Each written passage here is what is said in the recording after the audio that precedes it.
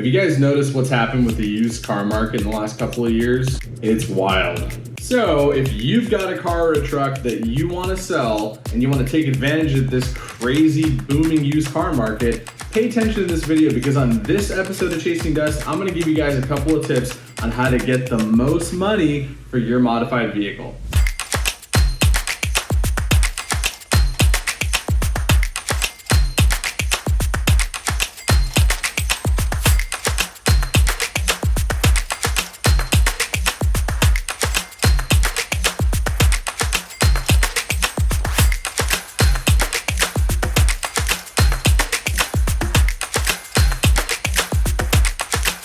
What is up, you guys? Matt Moghaddam, aka Desert Chief, only on Driving Lines Chasing Dust, and I'm coming at you guys live from my new office, which is completely blank, as you can see behind me right now. I haven't had a chance to put some decorations and some cool stuff on the walls yet, so just bear with me. It's a little bit boring in here. A little bit echoey too, so I'm sorry about that. But anyways, today I want to talk to you guys about how you can get the most money for your modified car or truck if it's what you want to do to sell the vehicle and make some money off of it.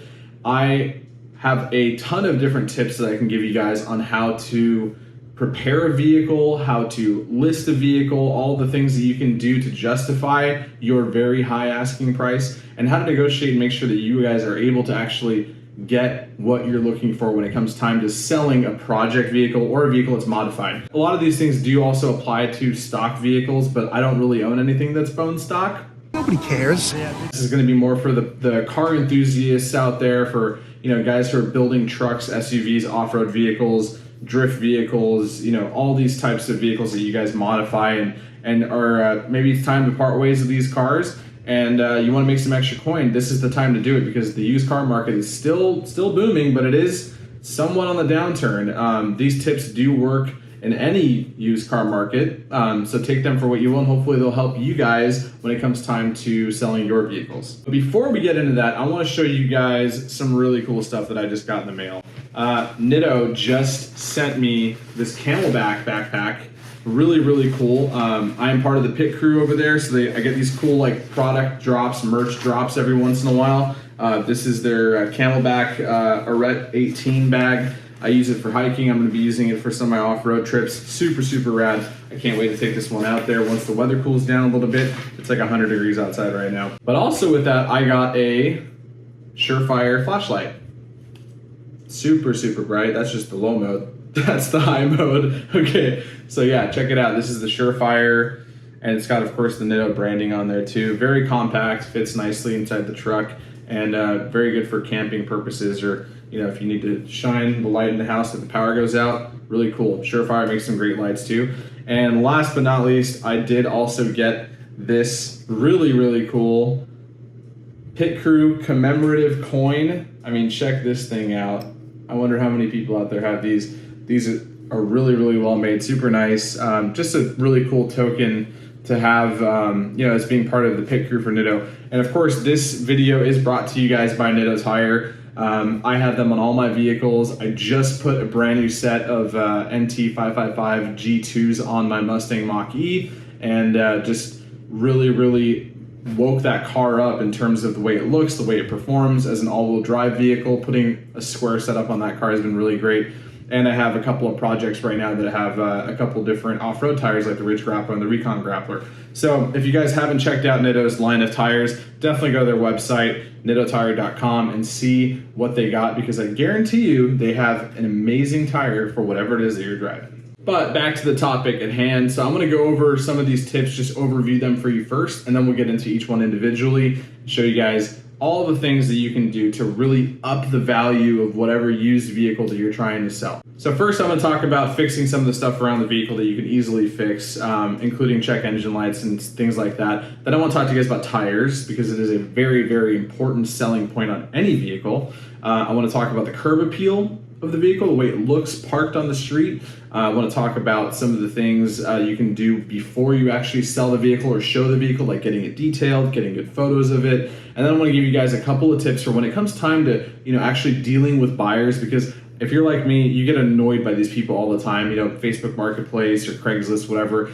They ask you a billion questions, or they just ask you if it's available, and then they don't even, respond after you tell them yes it is. Everyone knows how annoying that is. There's like a million memes about it out there. So I'm gonna give you guys a couple of tips on what actually you have to do once you're beginning a negotiation or a deal with somebody to be able to protect yourself and really get the most money for whatever it is that you're selling. Because after all, that's the point, right? Negotiations happen, but everyone's got a bottom line. So we're gonna get into that later on in the video. But first, I wanna talk about all of the easy stuff that you can do to fix up a vehicle before you sell it. So let's be honest, very few people out there will just have a car that's been modified that you built yourself, project vehicle, whether you use it for off-road or whatever it is, and one day you just wake up in the morning and go, oh, I think I want to sell my car, and then you just go out there with your cell phone, take pictures of it, and then post on the internet, and then the next day somebody comes and pays you your asking price for it and drives off. Bottom line, not gonna happen. What you should do is really take stock of what it is your vehicle's got on there. Take a look at the entire thing and see what are some of the small things that you can actually address and fix before you even put an ad up or before you even take any photos of it or anything like that. So some of the things that I do, just to give you guys some perspective here, I've probably bought and sold somewhere in the vicinity of 40 to 50 vehicles in my life. Stop it. Get some help.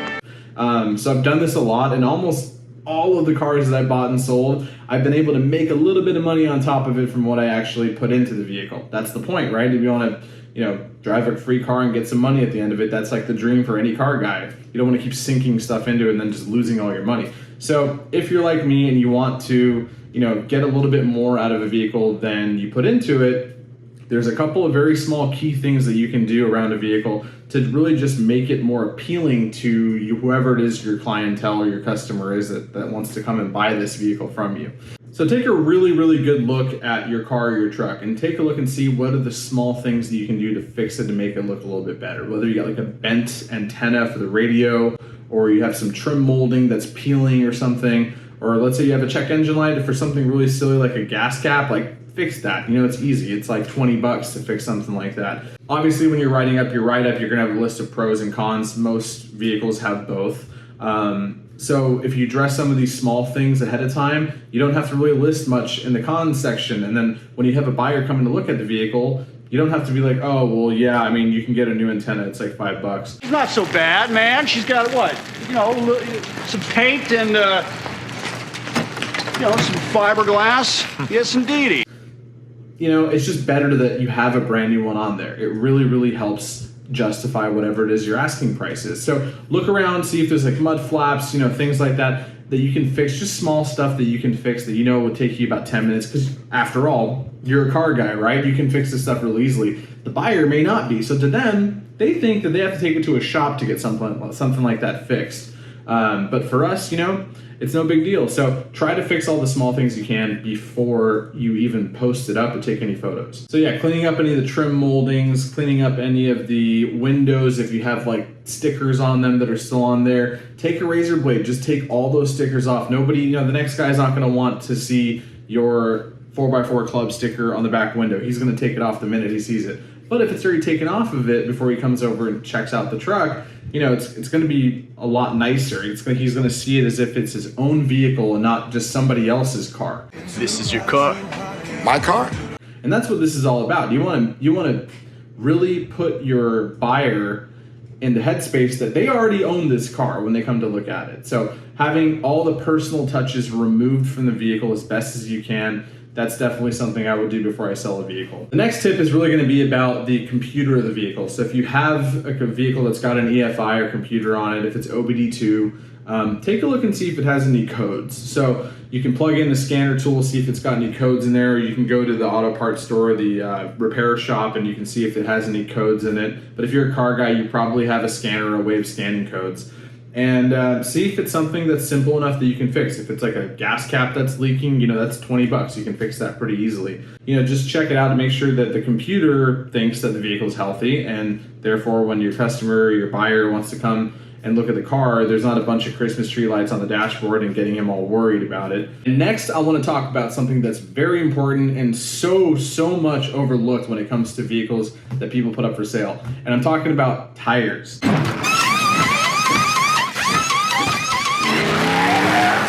A lot of times people just think, oh, whatever, the tires are okay on this, I'm just going to post it up for sale. I'm going to tell you right now, the vehicles that I've gotten the most money for, the closest to my asking price, sometimes even more than my asking price if it's a really unique vehicle, have been ones that I put brand new tires on right before I sold it. I know it's kind of a wild concept for a lot of people because tires, let's be honest, aren't very cheap, and especially if you have an off-road truck that's got 35s or 37s, you might be spending $2,000 on just tires alone. But I gotta tell you, it actually helps so much more because that $2,000 or so, $1,500, $2,000 you just bought tires on, you could turn that into a $4,000 return because you're not having to negotiate your way down with this buyer who's coming to look at it, who's sitting there scratching his head going, well, I'm gonna have to buy new tires, so can we work with me on the price? And it's like it just keeps getting down further and further down from there in terms of a sale price. So if you can buy some new tires, definitely want to throw them on the vehicle before you take photos and sell it, because that's going to go a very, very long way for the buyer to come and pick it up. And it's not really that crazy of an investment unless you're selling like, a $5,000 truck or something.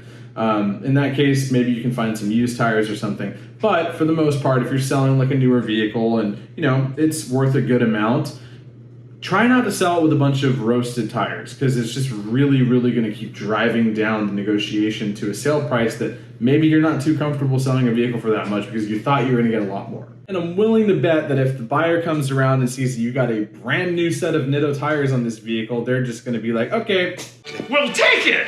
Next, I want to talk about some easy curb appeal things that you can do. So what do I mean by curb appeal? Curb appeal is actually just the overall look and condition of your vehicle. It's the difference between something that makes you do a double take and look at the car again, or something you just kind of catch out of the corner of your eye. This can mean a lot of things. Body work, if you can do small body work things like pulling out a really big dent or something, or maybe replacing a tailgate that's all scratched up with a different tailgate that's the same color, or maybe just matching some of the paint colors on some stuff. Let's say you've got different mismatched colored doors.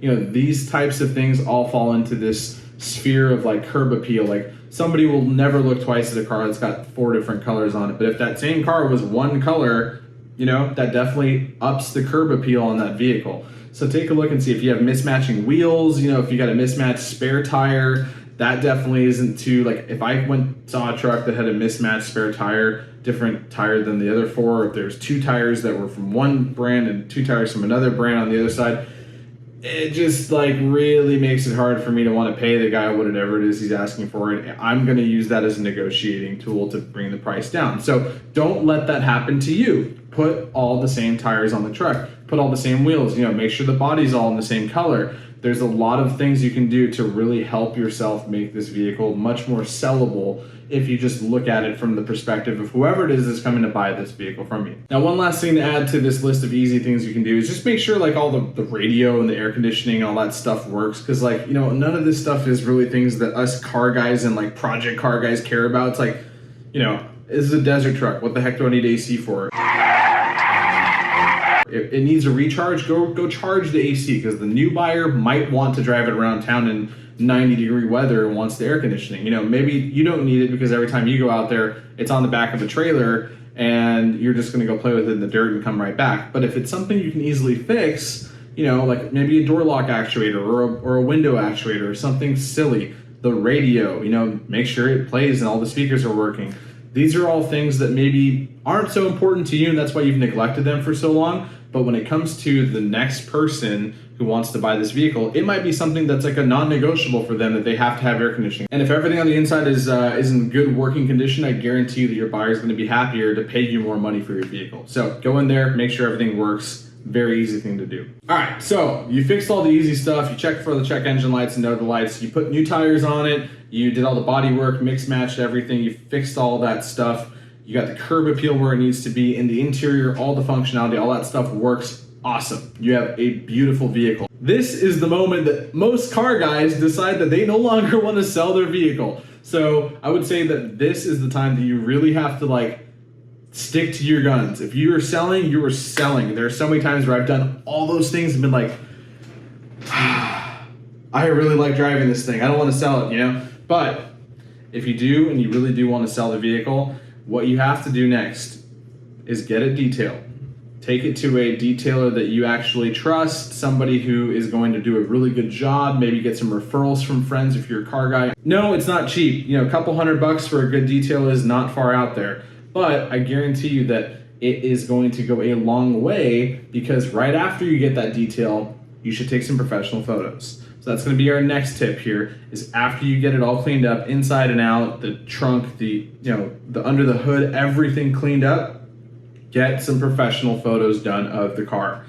I know that it sounds kind of ridiculous, especially if, you know, you're not a photographer. You know, luckily I'm a photographer, so I take all my own photos of my vehicles. But I know that not everybody is as skilled with the camera, and you're gonna have to find somebody who is to help you out with that.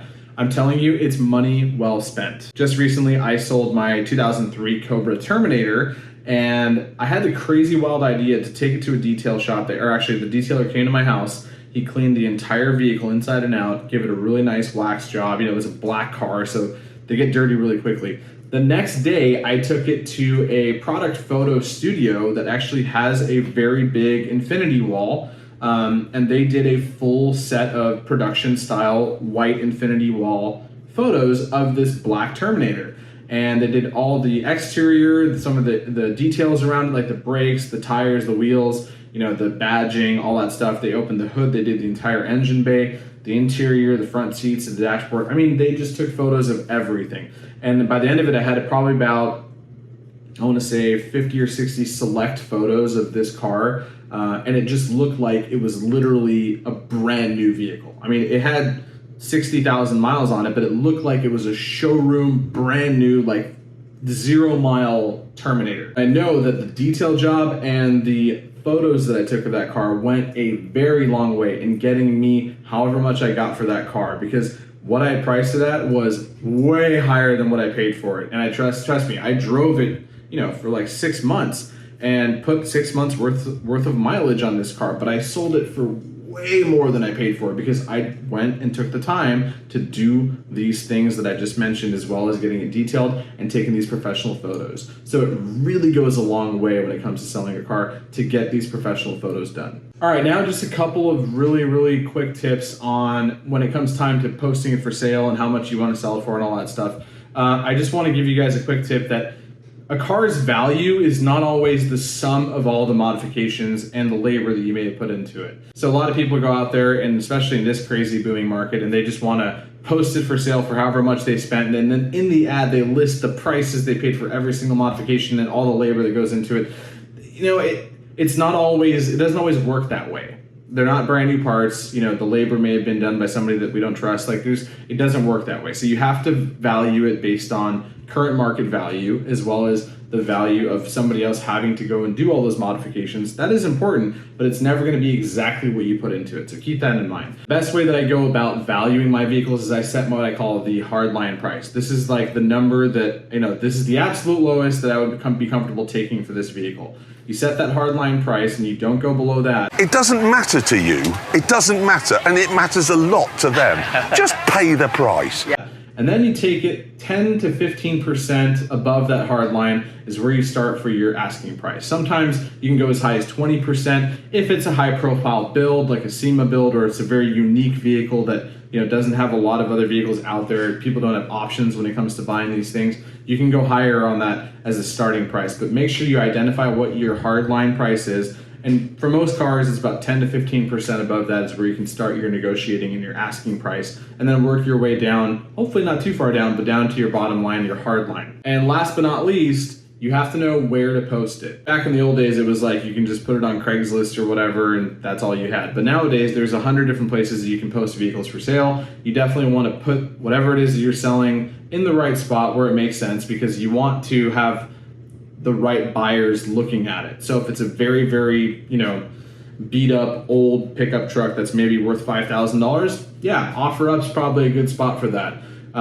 If you have, let's say, a $200,000 trophy truck or something like that, probably don't put that on OfferUp. You might want to put that on like a racing website that has classifieds like Race Desert or something like that.